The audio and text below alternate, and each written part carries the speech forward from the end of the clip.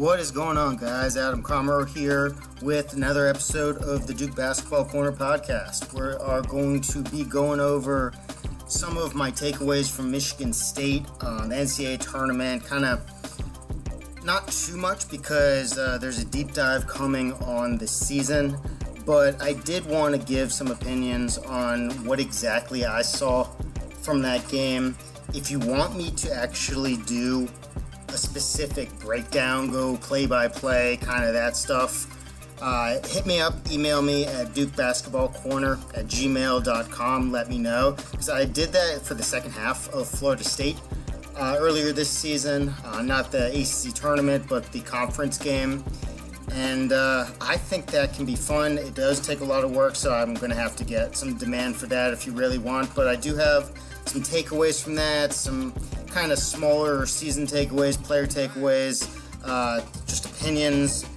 And before we start, two quick things. The reason you are still hearing music and the reason it may sound different than the intro you're used to hearing is because I wanted to just give some love, a shout out to Small Professor. He is a producer. He made a fantastic album with the late great Sean Price that was released a couple months ago. He's the producer for Career Crooks. That's another hip-hop group, really great. And earlier, before the season started, I basically just DM'd him on Twitter, sent him a direct message asking how much he would charge. I was listening to one of his beat tapes, Beats and Rhymes Johns, and I have used the same intro the entire time. That intro, let me see, what is the name of that? That is Bone Marrow. Yeah, Bone Marrow. So today I just thought I'm going to play the whole thing all the way through, ongoing. I usually don't play music all the way through, but for this once, I think he absolutely deserves it. He just basically let me have the music for free to use and didn't ask for anything. He just said, go for it. And I can't thank him enough. So that would be smallprofessor.bandcamp.com. You can find his instrumental stuff, Career Crooks. He's at Coal Mine Record. I mean, he's everywhere. So please support him. It is in the description for the podcast. He is great. The other thing, if you are interested in being a possible co-host next year, not a guest, a co-host, let me know. Same email, dukebasketballcorner@gmail.com. With life as just we know it, or I know it, I've been doing this for years, and I've reached the point where it's tougher and tougher to find the motivation, especially since I'm not around people as much who I can have a conversation with about Duke. So I basically end up just talking to myself when I have guests on. It takes a long time to do the editing, just to get I try to get all the sounds away from the background, so I actually go through every line and do that. It's not even to fix what anybody says. That has nothing to do with it. I know I'm perfect. I never make any mistakes, and I am very serious about that. No, I'm not. It's just because on Skype sometimes there's stuff in the background.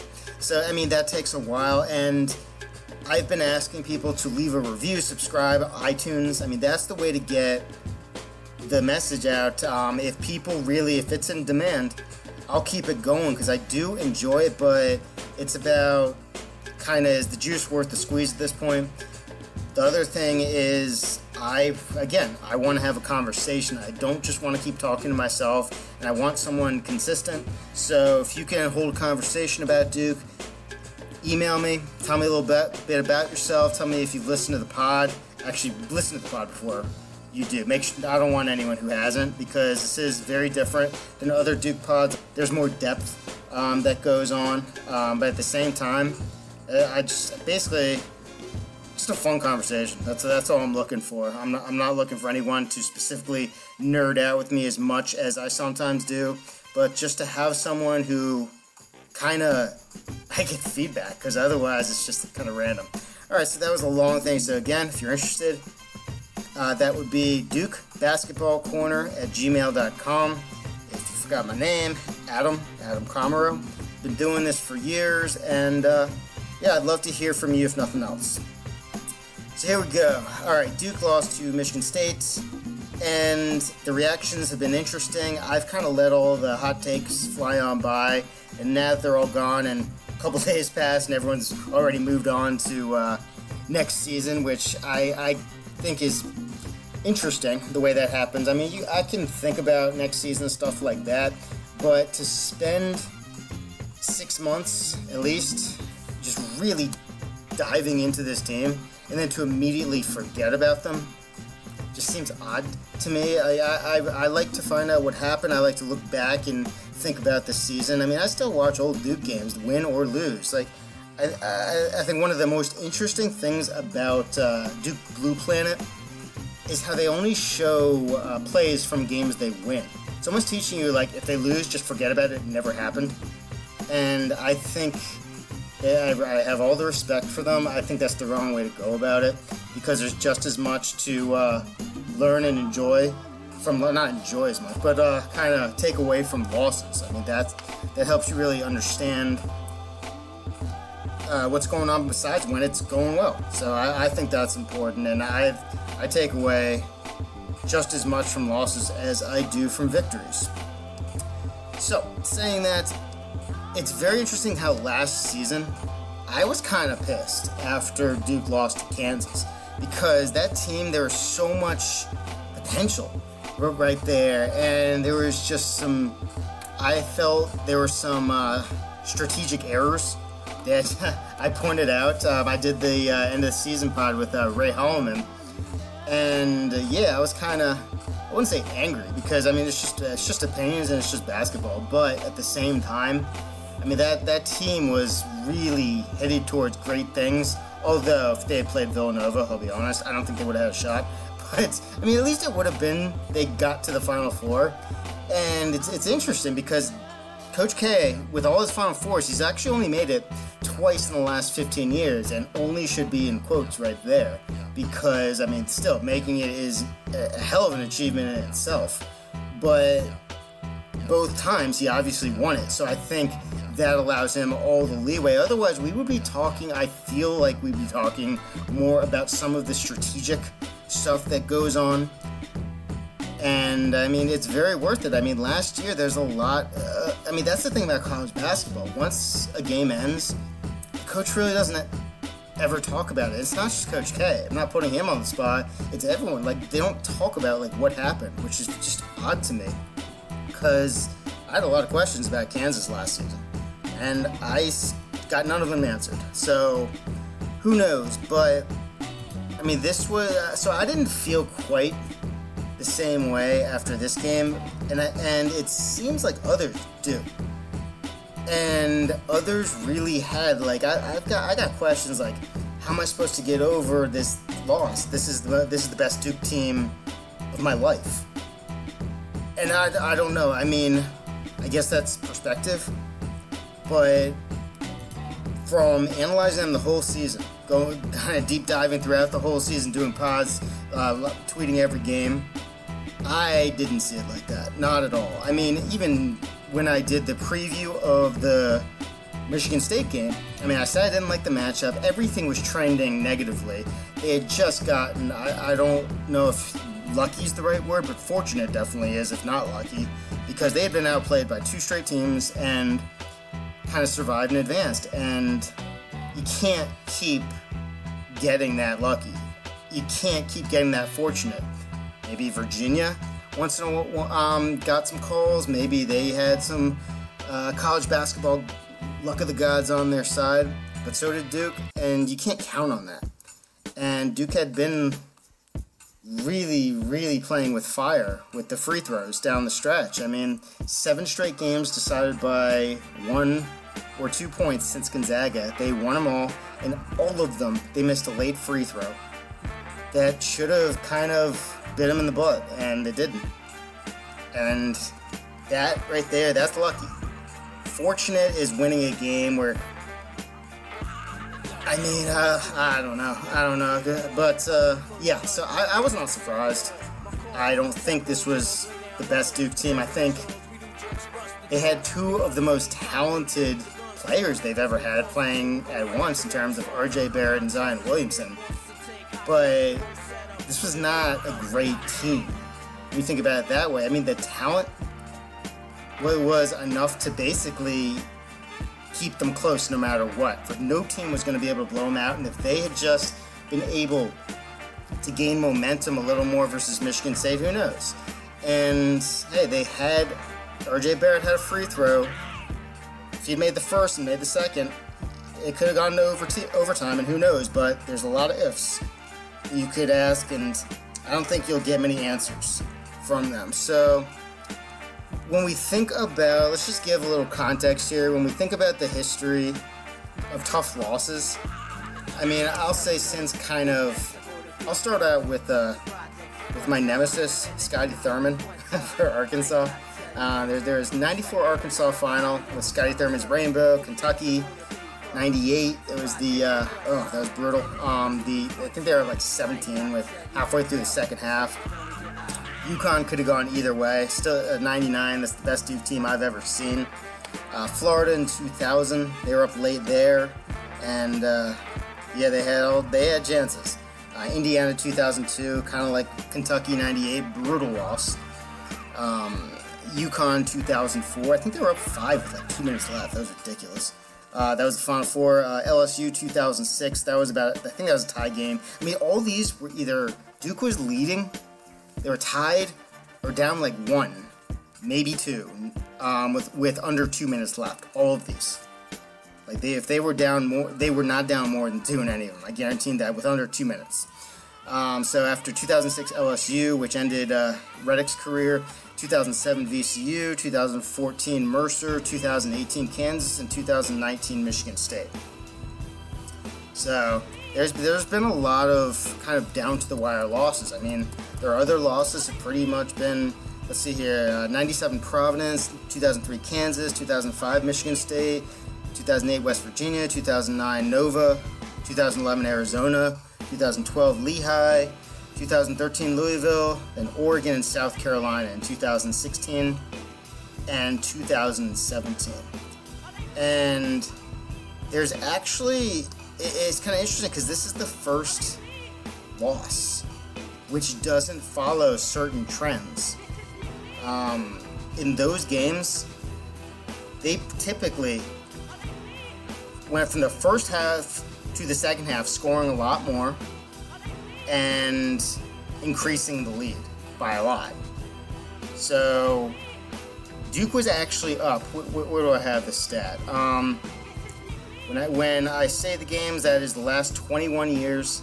I'm talking about 19 of the games, because I would say 2003 LSU and 2006 LSU and 2003 Kansas doesn't quite fit the same mold right there. Here we are, yeah, 2003 Kansas, 2006 LSU led 12 of the 19 losses at halftime. That was Arkansas, Florida, Nova, Louisville, and Oregon.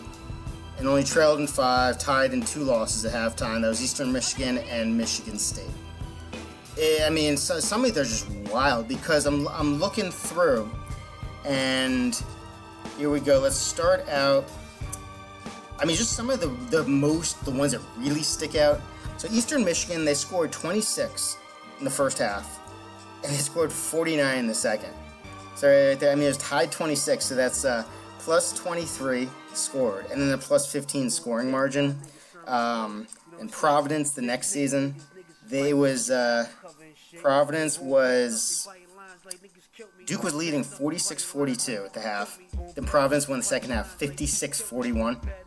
So that was plus 14 points scored, plus 15 margin. Indiana, Duke was up 42-29 at half. Indiana, second half, 45-31. So plus 16 points scored, plus 14 score margin. And it kind of goes like this, where most of these games, the teams did not score. They scored under 40 and then way over after that. And it's almost like Duke, that's where the kind of, before you would hear the Duke got tired type of arguments. I mean, but sometimes it's just one game, college kids, when momentum starts going, it goes. I mean, the ultimate was, it's crazy because 2011, we saw Arizona have one of the most efficient second halves ever. and then it just got destroyed by 2017 South Carolina. If you don't remember how the first half of that game went, Duke was leading 30-23 in 2017, and South Carolina scored 65 in the second half, plus 42. Like, that's unreal. So, I mean, in terms of the plus points, going down 42, 10, 10, 15, 19, 17. Villanova, Villanova was up 26-23. Then they scored 51. They outscored Duke 51-31 in the second half. I mean, this is how it kind of goes. So, the interesting thing about Michigan State is neither. It's the only loss, actually, in the entire 21, last 21. 19 of those 21 don't quite fit, but still enough to say that Michigan State, even number of points scored first half to second half, 34-34, and it was a -3 score margin. It's the only game that Duke's lost in the tournament since 94, including 94, that Duke's outscored their opponent in the second half. So, as many issues as there were, I mean, this is still Duke I called them a second half team. And that's what makes it so frustrating, because they still could have been that. And I don't think they were tired. I mean, the bench was still slim, as it always is. I don't think that affected anything. So, it's unfortunate. Going over the Michigan State kind of history. Michigan State, let's find it right here. Michigan State, they came in and there's the whole thing about Coach K was 11-1 against Tom Izzo. And there's actually, out of those 12 games before, 6 of them had occurred in the same season. The first two, 98-99, I mean, you think about that, Duke, if you haven't seen that Duke team or highlights or games, like, go back and watch. They annihilated teams. They only played 5 games the entire season, which were decided by single digits, and most of them were decided by like over 20, many over 30.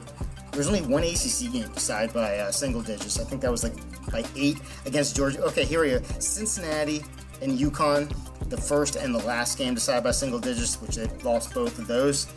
And then in between, we have Michigan State, Georgia Tech, Michigan State, and then UConn. So they were 2 out of the 5 games.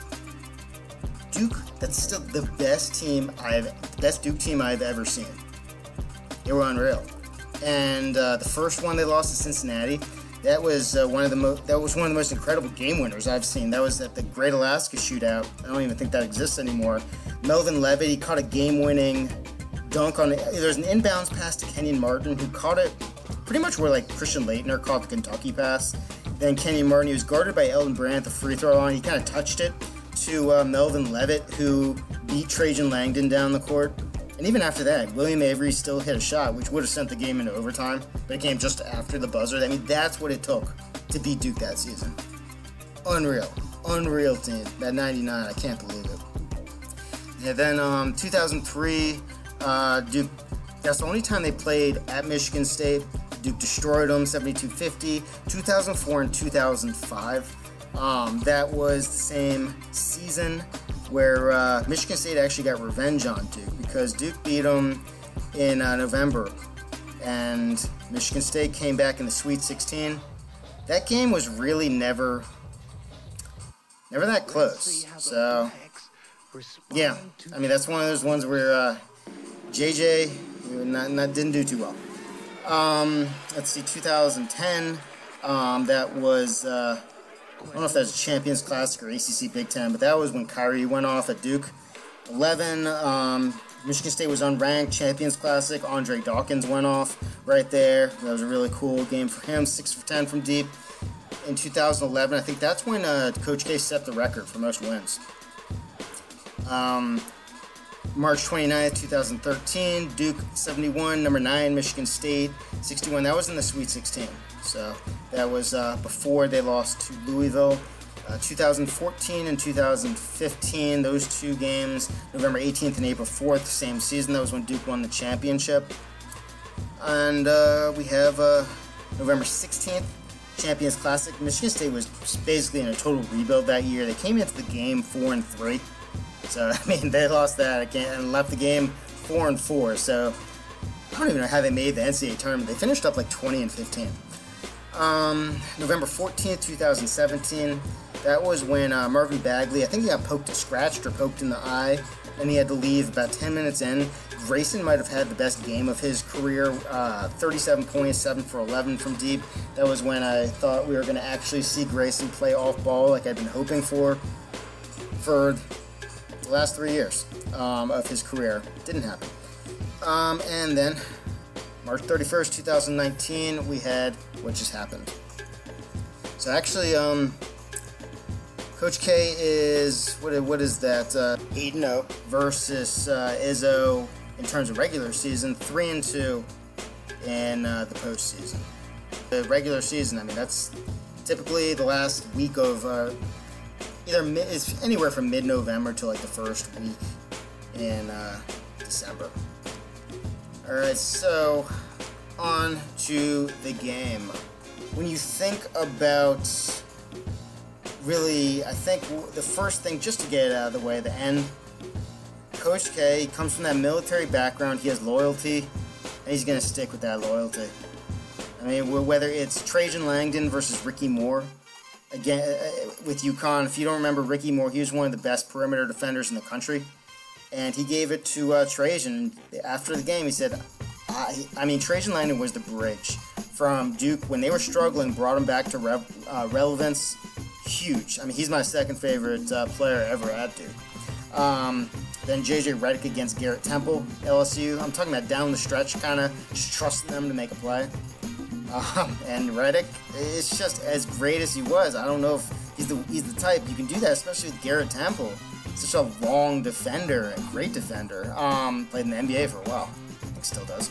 Then Steve Wojo. I mean, Coach K, he kind of Turner for Kentucky. Wojo couldn't guard him, and that's had a lot to do with Kentucky coming back. And then Grayson just all the time down the stretch. Coach K, he just trusts these guys, and he'll ride with them through thick and thin. I mean, even to the point of like Thornton over Cook, or Matt Jones over Frank Jackson, where it's just like, I don't know. I mean, K's been through it. He's been through the wars. He knows what he's doing, but at the same time, sometimes it might be smarter to give it to your playmakers. Give it to your best players, and that's what can be, or give it to your best. And for Marvin Bagley not to really get the ball nearly enough last season against Kansas, especially down the stretch, for Zion not to get the ball for the last possession or the possession before, and to place him, I'll talk about it more, to place him on the court where it's almost like the other team knows he's not going to be able to make a play. It's set up for RJ.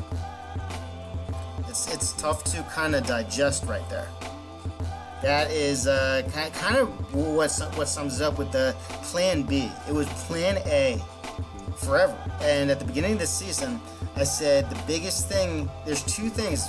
Number one, I want K to be fluid with his with adapting to fit the skill sets of these players, because you adapt to fit the skill sets of these players who might be the most versatile guys he's ever had on a team. And that will help the team. It's not just doing that for to help them in the NBA. Obviously it will, but I mean, the team will ride based on them. So do whatever it takes to put them in the best positions. And he did that sometimes initially in games, but there wasn't really a ton of adaptation once the game started. So I didn't see as much fluidity as I hoped for. I mean, there were times, like there was Gonzaga, that's when he introduced giving the ball to Zion in the post. There was the second game against Syracuse when Zion wasn't there, where he had Trey flash into the high post more. But other than that, I mean, it was there's not much going on in offense at all. And that makes me wonder how the biggest issue with young teams is defense and communication and man-to-man defense. Is why K's had to go to zone sometimes in the past recent years. He trusted them to do that. So why weren't they able to be trusted to run sets? Why was it just give the ball to somebody and basically clear out? That's why at the beginning of the year, I said this team could possibly remind me of the 2015-16 team, and I don't want that. Because that team, it was total clear outs. And that was a much better shooting team, but at the same time, they could have used a little more structure. But at the end of that year, you looked at the stats, or even during the year, and said, they're dominating on offense. But at the end of the game, if you need a bucket, it's tough to do that. That's why it reminds me this year and that year of a Paul George interview at the 2016 Olympics. I think it was against Serbia, and Paul George was frustrated, saying we're not doing anything on offense. All we're doing is clearing out one side ISO. The other team knows what we're doing. We're not hard to guard at all, and that's what K was doing then, and that's what he did that year at Duke, and that's what he did now. And it's so tough to say you shouldn't just let your best players go make plays, but especially when it was pretty clear at a certain point it wasn't going to be the big three, at least offensively, with Cam struggling to really be able to just get his own whenever he wants. And with RJ, basically you need to clear out the right side so he can get to his left every time. Credit to K for being able to structure the offense so RJ could do that. But when you stick Zion on the left side, it makes it pretty obvious. So, when I was doing my even when I was doing my ACC preview, I said if Trey doesn't start initiating the offense more in half-court sets, this season will basically come down to the amount of cracks Duke gets every game before the defense is set, whether that comes in transition or offensive rebounds. And that's what happened, along with free throws. So, more specifically, so Duke was a perfect 29-0 when it held opponents to 76 points or fewer this season. And they were 3-5 when opponents scored more than 76. So there's an outlier right there. So they should have beaten Michigan State according to these super smart stats. Duke lost by 1 after winning the last 7 games side by 1 or 2 since Gonzaga. And again, there's free throw issues. RJ 4 games, Florida State 1, Wake Forest 2, UNC 3. Those UNC Part 3, Wake Forest Part 2, and Michigan State. Zion was Cuse 1, UVA 1, and UCF, and Trey was Virginia Tech. So they all had their turns of missing free throws down the stretch, and it's kind of what I said about Michigan State going into last season's tournament, where it's just such a random statistic, and you can't repeat just being able to win close games all the time. You can say, yeah, Duke had playmakers, so they have a better chance. But when you go back and watch those 7 games, they could have lost every single one very, very easily. So that's why I say fortunate. So coming into Michigan State, I said the X factor, rather than a player, it's discipline and poise. Because Michigan State, they were absolutely going to be disciplined and poised. You better box them out. You better get back in transition, because they are so accustomed to their system, and they will take advantage of any kind of opportunity. Because Michigan State, they don't turn you over. They will run on everything, makes, misses. They will run everything, led by their all-everything point guard.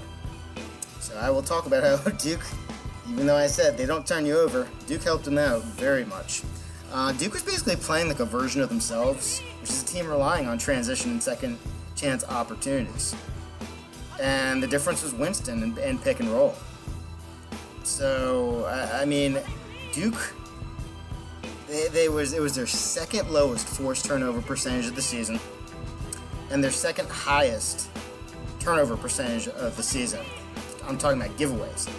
To to a team, as I was saying prior to Duke, had a forced turnover percentage ranked 344 out of 353. Heading into NC State, Duke's forced turnover percentage was 21.7, way above the national average of 18.5. In their last 14 games, they fell below the national average of 18.5% 12 times out of 14. And the 25.4% in the Syracuse quarterfinal of the ACC tournament, it was basically largely based on Duke, basically Zion, forcing 9 turnovers in the first 11 and a half minutes of the game. So even that, they stopped being able to turn them over. It was just like initially when Zion came back and the world kind of shook. But Louisville was it. I mean, Louisville, that game was going as bad as possible until like the last 8.5 minutes. So they weren't turning Louisville over then. And that was it. That Louisville game was kind of the last moment. I mean, Miami, they were able to overwhelm, but that's it. Every other team, they couldn't turn them over. So when there were 2 things at the beginning of the year, I said, dude, I want K to be fluid in his being able to adapt and scheme based on the versatility and make it fluid. The other thing was just as many chances to get out in transition as possible, as many chances to get offensive rebounds, to get to the free throw line.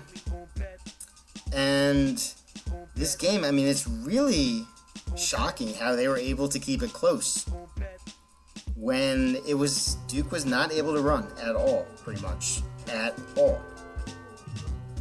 So, in terms of Duke, actually, they played the same amount of half-court possessions.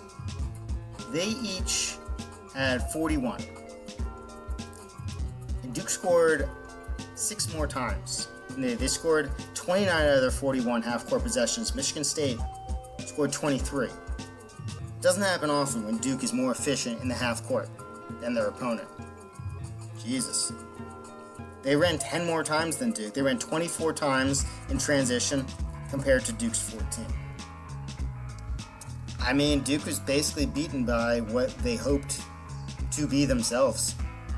So it's kind of fascinating how that happened. Duke was turned into a half-court team, which needed to be efficient, where Michigan State was running. And a lot of that was off of really silly Duke turnovers. I mean, especially like the entry passes. It was just insane. I mean, that's why it would have really helped. And I say it's always important when you have like a leader on the team, a vocal leader or a lead by example, whoever it is. It's best when it's a ball handler who's really involved and experienced. Somebody like Quinn Cook or Grayson Allen or anyone, just because they can always be able to set the tone with the ball in their hands. And without that, it was tough for Duke. I mean, no matter how great they looked in the ACC tournament, they were still turning it over a bunch. And you hadn't seen that most of the season. In the NCAA tournament, you saw they were turning it over much more than usual. It was really interesting, and I think some of that was likely nerves. I mean, all of a sudden now your season, we knew 3 of them, their careers at Duke were going to be over if they had lost any of these games. Let's see, the offensive turnovers, I mean, 25% offensive turnover percentage. The defense, they didn't force turnovers at all. And then just didn't get back in transition. I mean, the amount of times they just didn't get back was absurd. So that was really tough because, I mean, that is just basic. I mean, even going back to, like, that's why Goldwire started getting more minutes, because Duke just wasn't getting back in transition. And they started out really poorly this season. They improved, and then it kind of got poor again. And, again, young teams, it happens, but I mean, Michigan State going into that game, that's what I said. You knew what they were going to do. They were going to run. Cassius Winston is going to take advantage of whatever you possibly give him. I mean, Duke really gave them a lot of opportunities right there. A lot of opportunities just by not getting back. I mean, even when Duke would score, they would be running. So Duke was either giving up threes or offensive rebounds against a lot of their opponents late in the season, like 5 of 7 halves. at a point after, I think, the Virginia Tech first half, where the opponent had shot over 40% from three, and that was an extreme advantage for Duke. Their three-point defense was fantastic, and they were giving up offensive rebounds, especially to Virginia Tech. So I think, I mean, the biggest thing to look back on with Michigan State, and just everyone's, like, I don't know, it's really tough to say, because why they weren't able to force turnovers anymore, at least even close to the level they had at the beginning of the year, because when Zion was out, I think it was really easy to just hope that, hey, when he gets back, everything will be better. It wasn't. So why wasn't it? And maybe in the NCAA tournaments, because when they really extended out their pressure, it left passing lanes, and that's when teams started hitting threes.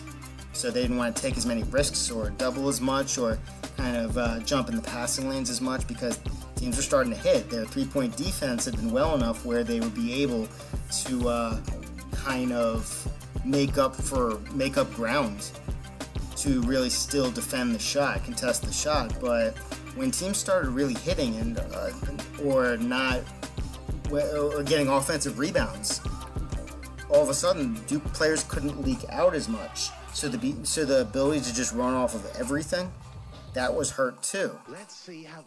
So Duke's entire strength was hurt when Zion was out and they had to stay back. They couldn't leak out to make sure they defended, contested the open shots and really boxed out. But then when Zion came back, that was the same thing. Besides that first couple minutes versus Syracuse, it was the same old. And you saw that with Duke this season more often than you'd like in terms of poise. Or not even, I don't know if poise is the right word, just kind of, I don't know, I guess discipline. I guess discipline is the right word, because if you're not boxing out, I mean, that's what I saw the game before when LSU played. When Michigan State played LSU, because LSU was the same type of talented team, but they were kind of just freelance on everything. And they didn't box out, they didn't guard threes, and Michigan State, they stomped them. Let's see, what else we got here. From 14:21 left in the second half to 1:20, Michigan State ran pick and roll for Cassius Winston on 12 possessions. I mean, you find what works, and you just keep doing it. And Winston scored or assisted on 11 of 16 first half buckets, 8 of 13 second half until the Kenny Goins shot. And that's the thing. RJ Barrett, when he's going great, but if you have Zion getting momentum, just keep on going to him. I just don't understand how much trust could possibly be there to go away from what works. I mean, Zion was working, and to structure the offense to go away from that, I don't get it. So I do think Javin and Bolden, they did a great job icing on PNR most of the game, because Michigan State, they ran a lot of screening action, not as efficient as Gonzaga earlier this season, but there's so many high screens, and they've really structured the offense well, and everything is built around Cassius Winston. And I thought Bolden and Javin, you really saw their growth and their improvement from earlier in the season. They were both struggling on high screens early in the season. I mean, Javin with the fouls, Bolden really decision-making and when to kind of go out on the shooters, when not to. So I thought the bigs really had a fantastic game, both of them. I mean, Javin was just absurd. He was absurd. I mean, both of them were really hedging out and icing the ball handlers. So, I mean, as I said, Michigan State, the way they beat Duke was not in half court. It was through transition. I mean, they were able to succeed in half court enough, but Duke was able to still play really, really good half court defense enough to not let it snowball, because they were just getting bombed in transition. I mean, having said that, there were still open shots for Michigan State. There was a lot of them. Michigan State just missed them. So Yeah, I mean, there's, again, fortunate. So let's get a little more into the Zion RJ thing. Let's talk about pick and roll. Is it illegal for K to screen pick and roll with anyone else but who's playing the 5? Because more often than not, and definitely down the stretch, Kenny Goins was guarding Javin. So if he was switched onto RJ on the pick and roll, yeah, it's possibly an advantage, but nowhere near the advantage of RJ on Xavier Tillman. Xavier Tillman's bigger and bulkier. I think RJ can beat him off the dribble a lot easier. Not to mention, if you have Zion setting that screen and switching Tillman onto him, then you have Zion Williamson rolling, slipping, popping, whatever you want to call it, just creating action. How is that a bad thing?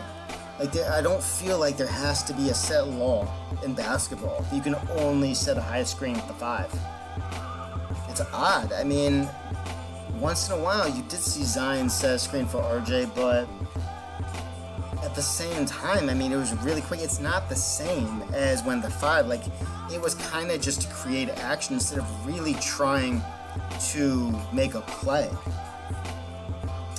I mean, Duke was actually among the top 10 teams in the country using the roll man in the pick and roll, or slips, dives, maybe dodges, ducks, dodgeball too. But anyway, I mean, how about a short roll? Short roll, if you don't know, I mean, it's basically the same thing as like where against the zone when you have a guy in the high post. You have from the pick and roll, you just have somebody roll but stop at the high post and then create a play from there. I mean, Zion, he'd be perfect in that. I don't see why you don't try that. It's the same annoyance as not using Bagley and Carter in the pick and roll. Though with Grayson, I mean, Grayson couldn't create nearly the way RJ does, so for him, high screens were usually just setting up for a rise and fire inefficient 3 or something. I mean, that was crazy. As far as Zion always starting on the left side in order to clear out the right for RJ to get to his left, I mean, you can see the magic of actually having Zion on the right side occasionally, able to produce a huge play like a spin and kick out to RJ for a big 3.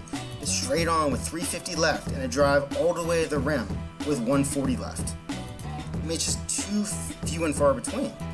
It's the same deal as Javin slipping on the roll, same thing as Trey getting some action to create for RJ on a catch and shoot 3.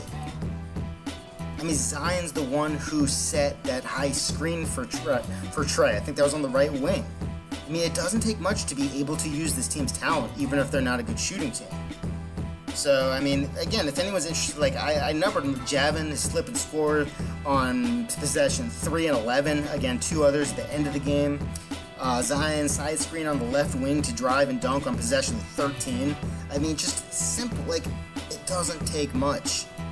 Don't always just have to set a high screen for RJ and that's the play unless it's a curl for Cam Reddish. Yeah, I mean, Zion set a high screen for Trey at the right wing to dribble to the free throw line and kick to RJ for a 3 on was possession 17. And so we've got 2 RJ catch and shoot 3s based on just something that's not like working magic. It's moving, it's having Zion create on the right side instead of his usual left, and it's giving Trey a high screen.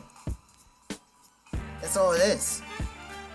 I mean, the high screen for Trey, it was simple enough where it got, what's his name?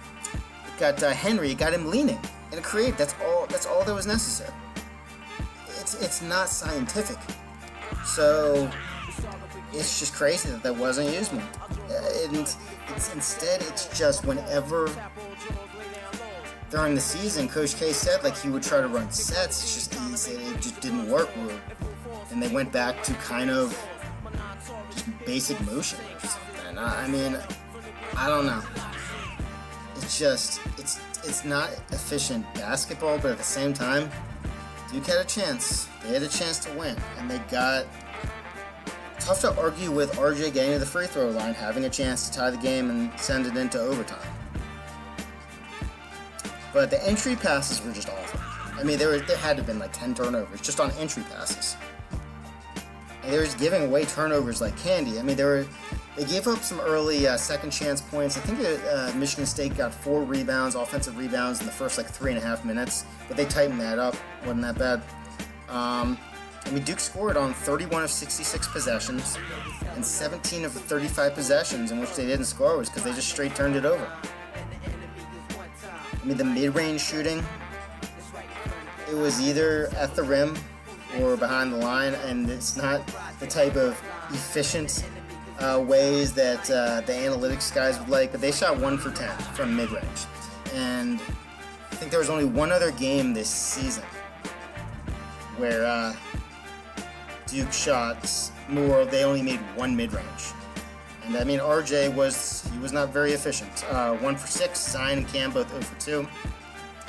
Virginia, the first game against Virginia, that was when there was that magical mid-range game where RJ and Zion both made everything from mid-range, and I was saying, that's an outlier. I was saying at the time, that's an outlier.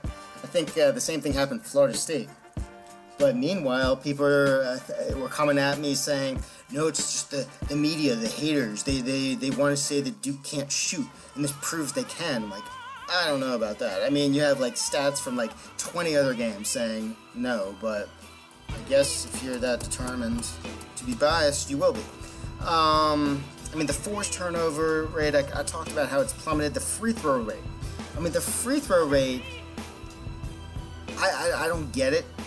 I think with more action created, they could have got to the line more, because the free throw rate was just awful. I mean, most of their lowest free throw rate games were towards the end. The same thing with the forced turnovers and especially the steal. I mean, if I'm not being clear, the steals, I mean, that's the live ball turnovers, which helps the most, but all turnovers do.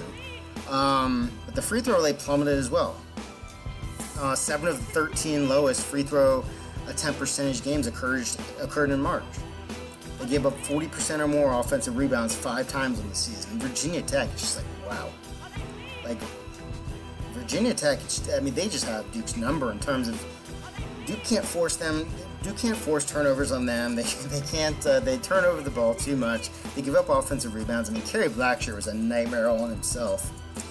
The regular season in close games, we have free throws.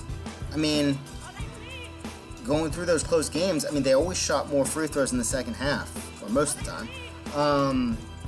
And that's tough when you're gonna miss the end. But let's see here. Florida State, 2 of 4, then 7 of 11. So when you think RJ missed that last one, so they were 7 of 10 in the second half before he missed. Cuse, they're 15 of 19, then 5 of 8, and that was the game where their legs died halfway through the second half. And that was not a game where they just chucked because they didn't know what else to do. Their legs were dead. I've gone through all of the context of that a million times. So they shot a lot less free throws in the second half because they weren't attacking. But they were 5 of 7 before Zion missed that free throw with the chance to win it, possibly win it. UVA, 7 of 9, then 11 of 22. So that Zion was 3 of 9 in the second half there. Wake Forest in the second one towards the end of the regular season, they were 8 of 12 and 8 of 14. I remember RJ missed his last 5 then. Postseason, Cuse 5 of 11 and 14 of 17. That was a good one. UNC semifinal of the ACC tournament, 4 of 6 and 3 of 7. That's when RJ missed at the end. So even 3 of 6, that's not a good percentage before. Florida State, 9 of 11 and 8 of 10. That's when Trey hit. They basically just gave the ball to him at the end of the game, and he seemed trustworthy until Virginia Tech in the NCAA tournament. North Dakota State, 5 of 6, then 6 of 11. I mean, they blew him out in the second half, so that wasn't a big deal. UCF, 3 of 3, then 4 of 9. Yikes. And Zion missed one there. Virginia Tech, 2 of 4, then 5 of 6, but the one miss, that was big. Michigan State, 3 of 4, then 5 of 9 with, again, the big miss. I'm talking first half to second half. So you can see it wasn't atrocious free throw shooting, most of them. I mean, there was the Virginia one, 11 for 22, but like, it's a lot of clutch misses. And again, these are kids. It's not shocking. I mean, sometimes the brain melts a little bit, especially if you don't have players who've been there. I mean, Javin DeLaurier and Marquise Bolden and Jack White and all them, I mean, they can only help so much. They haven't been through it, and again, that's why I say, like, a guy who handles the ball, a guard or wing, that's the one you want. RJ Barrett, he's been habitually more efficient in the second half compared to the first. I mean, that's something you could really count on, especially with his attacking, and it didn't happen against Michigan State. It wasn't the second half RJ come to expect, so that was tough because he turned the ball over too much in the first half, but more often than not, he made the right play. But the second half, I mean, that's why Cam's invisibility at times was just so noticeable, because they didn't have that third score. I mean, once Louisville really started playing off, they showed kind of all the other teams what to do by just ignoring Trey. Earlier in the season, I mean, it made it difficult. And it made it so Duke had to create turnovers. Otherwise, half-court offense, sometimes you're going to be playing. I mean, it was just Zion. Zion takes on the world, and he did a pretty damn good job of it. So, I mean, when you look at the way Duke scores, I mean, it's so crazy how it's just like these little glimpses, these little bolts of lightning. I mean, you have like from 20 minutes to 10:30. So, okay, 9.5 minutes, 11 points.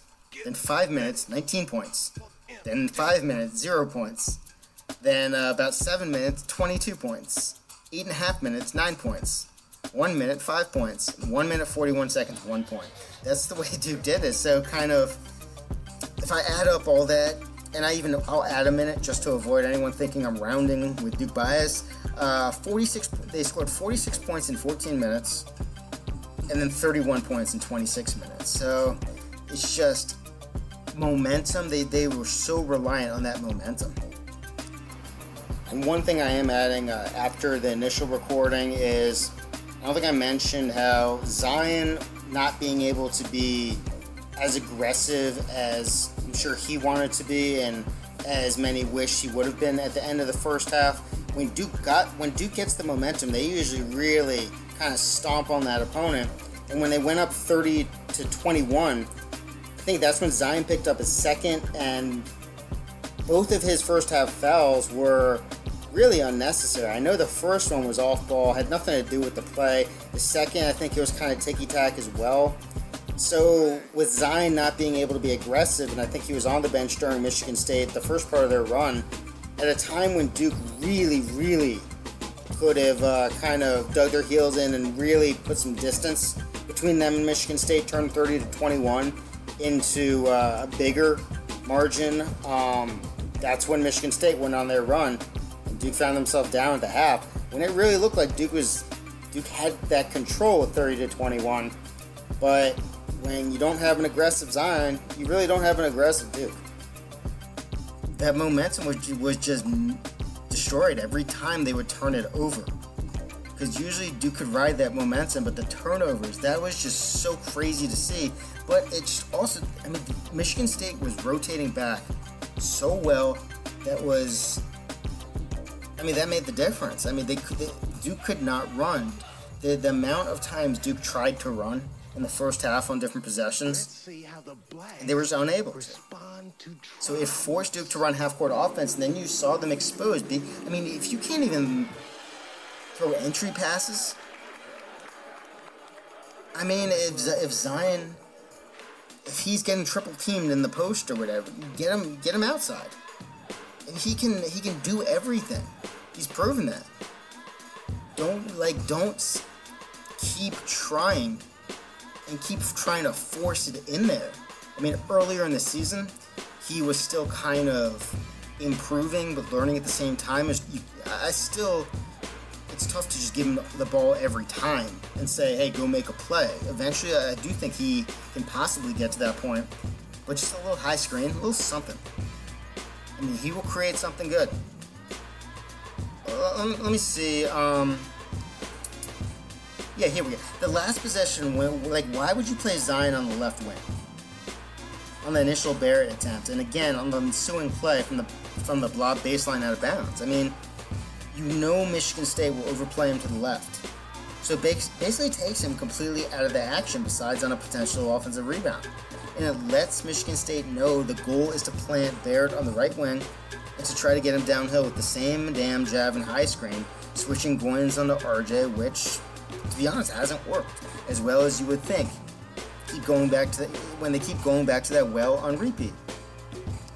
It's just, I don't understand that. And I mean, great defense by Michigan State on the ensuing inbounds. Though, I mean, that would look like the same Reddish type of play against Florida State. And O'Connell, if you actually look at him leaning before, I mean, he blatantly was giving it away. I mean, maybe it's just they didn't care if it was giving it away, but that was rough. And but again, Zion's on the left wing, out of the picture, away from the blob. So, I don't know. I mean, my opinion on the Duke possession with a minute left, that's different. Zion can't give the ball up to RJ the way he did. At that point in time, there's 10 seconds on the shot clock. Duke's half-court offense is basically just the other three guys standing and watching. And Barrett hasn't been able to beat Goins off the dribble. Zion, that's on Zion. But at the same time, is that what he's supposed to do? Is that what he's directed to do? Because I think sometimes, I mean, if people think of like RJ as selfish. He's playing his role. If his role is to score, and I don't know, I mean, he really improved as a playmaker throughout the season. But he's doing what Coach K wants him to do, so to not do that, is that what you want? You want him to ignore Coach K? So I don't know. If JJ Redick was at Duke now, in the social media age, how would he be viewed in the NCAA tournament if people only think a player is as good as what they do in the postseason? And if the team is only as good as the result? I mean, do you know what JJ's stats are in 6 career games past the second round? It's 24 of 87. 16 for 64 from 3. 12.3 points a game. And not that he was lights out in the 2004 games past the second round, or two 2004 games past the second round when they got to the Final Four. But if you eliminate those and just take the 3-16 the games in the other years, it's 3 Sweet 16 games when Duke lost, when he was a freshman, a junior, and a senior. He was 9 of 48 shooting, 18.8%. He shot 2 of 19 from 2 and 7 of 29 from 3. And he averaged less than 10 a game, 9.6. I mean, do you think less of JJ because of that? I mean, it happens. Like, that's his role. He wasn't on, but he carried Duke all year. So it's not like, what are you going to say? I mean, he was playing his role. His role is not all of a sudden just decide, I'm not shooting anymore. Jason Williams. Remember him? Jay Williams. I mean, his stats were god-awful. God-awful. I mean, I'm looking here in his freshman season when he was just allowed to do whatever. His second round against Kansas, his Sweet 16 against Florida, good God. I mean, terrible. I mean, you look at second round and Sweet 16 against Indiana in his junior season. He was the all-everything. Terrible. And, I mean, UCLA, he was unbelievable, but looking past that in 2001, I mean, there was... I mean, he was a turnover machine. I mean, the turnovers to assists. I mean, there's more turnovers than assists. So, I mean, but again, they won. But not against Indiana. I mean, does that make you think less of him? They were 6 of 19 in that game. And he had 4 assists, 4 turnovers. I don't know, should it? I don't think so. I mean, he did what he could, but I think that's the problem with just saying RJ Barrett's selfish. RJ Barrett didn't want to win, and then you name someone else who would never be like that. You know what? Just because social media wasn't there at that time, you never know. You never know. So, I mean, everyone goes through struggles at some point. But I remember Reddick was, I mean, he was terrible in many of the in the NCAA tournament games, especially once it got past the second round. Hey, he's my favorite Dookie of all time. You don't have to be biased. There's no law. You can actually see things as they are. And hey, he contributed in other ways besides scoring, but they needed him to score, and he couldn't. He couldn't knock down shots. So that's the main reason. That's a major reason why they lost. Sheldon Williams wasn't great either. Doesn't mean I'm ripping him. It's just kind of as it is. I mean, yeah. So it's interesting to think about. They didn't get the ball designed enough down the stretch when he was dominating. I mean, they got plenty. He got plenty of shots. But in terms of putting him in the right spots to just, I mean, when he was dominating, and then, I don't know. It does make me wonder about that play with a minute left, where he handed to RJ, and he could have tried to do something. I think that might be a little bit too unselfish. All right, talking about the bench use, I don't think that's a big deal. I mean, I don't know. I mean, you could say O'Connell could have gotten time, could have possibly hit some shots. O'Connell was in there for a couple minutes, and like the first defensive play, he got beat down in transition and then took the wrong side of the screen, so that was not great. And then later on, he was in for like a minute, and Cassius Winston scored on him. So I mean, it's unreliable on defense right now. Hopefully, he can really bulk up, and I don't know. I'm hoping for the best for him. But you know what? You know a name I haven't really heard? That who knows what would have happened if he had been there? Is Jordan Tucker. Jordan Tucker, he can shoot the hell out of the ball. He's not a great defender. He's improving. I mean, he's still not totally reliable, but I think his skill level, he would have got minutes. And I'm not saying he should have stayed. I support whatever these kids do. I'm not in the judging business. But he would have gotten minutes. And I think that Jack White, when it really comes down to it, Jack White post Syracuse, I think that's when that really hurt Duke not being able to have him. He was so important, and he was such a big piece for Duke. And I called him up until that Syracuse. I said he was really irreplaceable. Wow, and it's unfortunate. He really was great for Duke. I mean, going back to Texas Tech, he was as big, if not the biggest, reason Duke beat Texas Tech that day, which is saying a lot. I mean, especially when those freshmen were still kind of learning. All right, so I think we've pretty much gone over everything in terms of the overall team and season. I recorded a long deep dive with Brant Wilkerson New of the Greensboro News and Record, and that will be on. So I didn't want to get too deep into kind of just the overall state of Duke, but let's see. I will say one more thing. I'm trying to figure out how there's guys who, I mean, especially like a guy like RJ Barrett, who his godfather is Steve Nash, and working on basketball all the time. How do you not have a right?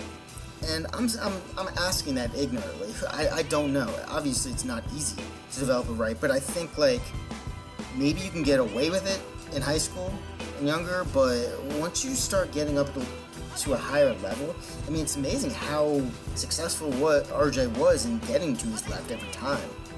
But if he was able to finish with a right, everything would have changed. Zion could occasionally finish with his right. Trey's actually, despite his shooting woes, which I think Virginia Tech, we saw that was kind of an outlier. It's impossible to change your shooting in one game. I think it's just credit to him for the balance and the release he worked on before that Virginia Tech game. It was really successful, and hopefully that can carry over if he keeps working on it to become a habit coming into next year.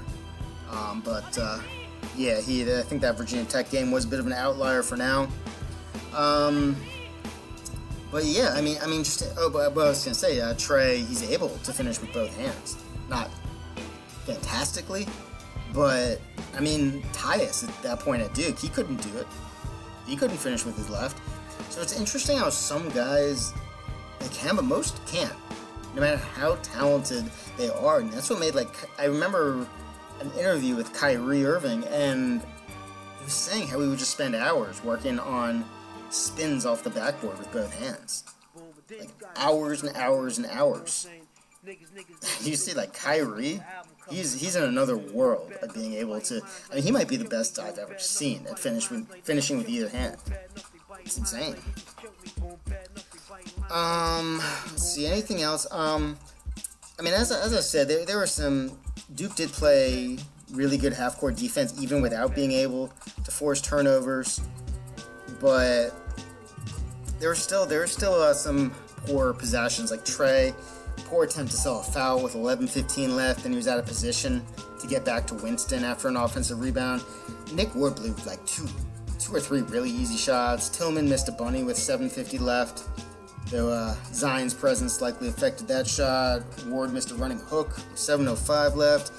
McQuaid, it was an atrocious PNR pass to the rolling Tillman with 6:10 left. He fired it at him way off target. Cassius Winston's bucket against Trey with 4:30 left was very interesting. I don't know about that. I would say it's unfortunate in terms of the last defensive play. Where do I have it? In terms of, it's just with communication really successful most of the season. It was unfortunate when basically Trey didn't switch. If they're supposed to switch everything. When Cassius Winston dove into the lane and Zion, he waved his hand like he was going to take him. And Trey followed, and that left Kenny Goins wide open for a three. So, Duke has been able to be talented enough and athletic enough to get away with that kind of stuff, but I don't know. I'm not placing the blame on Trey or Zion. I think that if they're supposed to switch everything, that would sum up that, but I don't know. I mean, that again, unfortunate. Kenny Goins, fifth-year senior. You got to be happy for him at least as much as you can be. Lastly, I do want to credit Javin DeLaurier, by far the most improvement of any Duke player. I mean, starting when Zion was unfortunately he blew through a shoe against North Carolina. I mean, Javin really stepped up. Javin was unbelievable. He still fouls a little too much, but I mean, that's nitpicking at this point in time. He was fantastic. Defense, offense, I mean, his hands were able to get those some of the passes to him were tough, especially Cam Reddish threw a ridiculously tough pass from close range towards the end that Javin scooped up and finished at the basket. I mean, Javin got some Emile. He's got some Emile Jefferson in him, and I'm really excited to see. I mean, people do not like him, and I don't get it.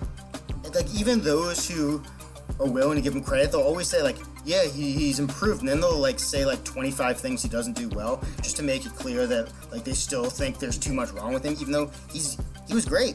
He was great. There's nothing more to say about him. I mean, everyone has strengths and weaknesses. He was great, and hopefully he can keep that going for next year.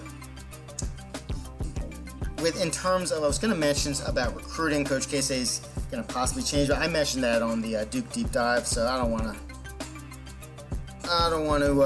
kind of get too far into that. I think I've mentioned pretty much everything in terms of the down stretch plays. Yeah, I mean, I've mentioned all of Duke's last plays, and when RJ, getting fouled, it's tough to ask for a better opportunity, even though it wasn't set up the way I would like, who the hell am I? I mean, it's just my opinion, which means as much as you are willing to give it. Possibly credit, possibly not. It's just what I see based on watching way too much Duke basketball, probably more than anyone. And I just felt there was ways to use different players to their ability, the same way I said at the beginning of the year, to the best of their ability and the best of their ability to help the team. And I don't think that was fluid enough. I think there was occasional glimpses of that, but you saw with Javin slipping the screens, with Zion just starting. I mean, again, these are not like scientific kind of big changes. Just like starting Zion on the right side more. Everything was really based on the fact that you had to have known by the NCAA tournament, Duke was not going to somehow magically going to be able to start just hitting perimeter shots. If they did, then hey, congratulations, you basically won the NCAA tournament already. But they were who they were at that point. Cam Reddish, you couldn't just kind of cross your fingers and say, oh, if he can get high. Yeah, he was my X factor throughout the season, but I mean, it was facing reality by the time they were at the tournament. You can't still be thinking, if this can happen, then hey, great. Well, then everything will come together. You have to have that plan B. You have to know Duke is not going to be able to rely on perimeter shooting. If they had any, obviously everything could have changed. Duke would have been a much different team, possibly dominant, probably dominant. They weren't. So there should have been a plan B, and by plan B, just little maneuvers, little adjustments, little schemes adjustments, and it's not asking for too much. I mean, Jesus, just some more advanced cutting action, screening action. It's just a pin down and a curl. You can do more than that. And the curl was really only for Cam. I mean, so basically it's just pin downs, and it doesn't make sense. Give Trey action. Otherwise, what is he doing there on offense? I mean, have him screen, do something. So he's talented, and you're wasting that talent. And with him coming back, as I go in depth on with the Duke Deep Dive, hopefully next year we'll see a very different Trey. Not because it's a different Trey, but because he's being used much better. I think too much was out of his hands.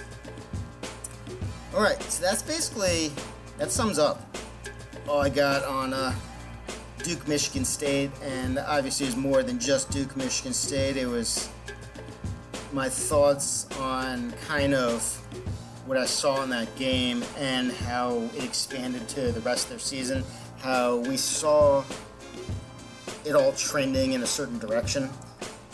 And with the free throws, I mean, you just have to trust guys. I mean, it's tough. You can shoot 1,000,000 free throws in the gym. I mean, I heard Dwight Howard and Shaquille O'Neal, they were like 80% free throw shooters in the gym, but you can't replicate free throws down the stretch. I mean, hopefully they'll learn from struggles this season, but yeah, I don't really know what to do about that. I mean, what are you gonna say? Don't give it to my best players? I mean, these are wings. These are guards. This is not like a. There was not gonna be any Hack-a-Zion or Hack-a-RJ. You're not gonna take them out for like O'Connell. So yeah, I mean, free throws, I don't know. I can't give a good reason for turnovers, why they weren't able to force turnovers towards the end. Like I said, it might just be they were playing some great point guards towards the end of the season, although that doesn't explain why, pretty much since Louisville, they haven't been able to turn teams over. So that's 14 games. So it wasn't just recently. It wasn't just without Zion. It wasn't just with Zion.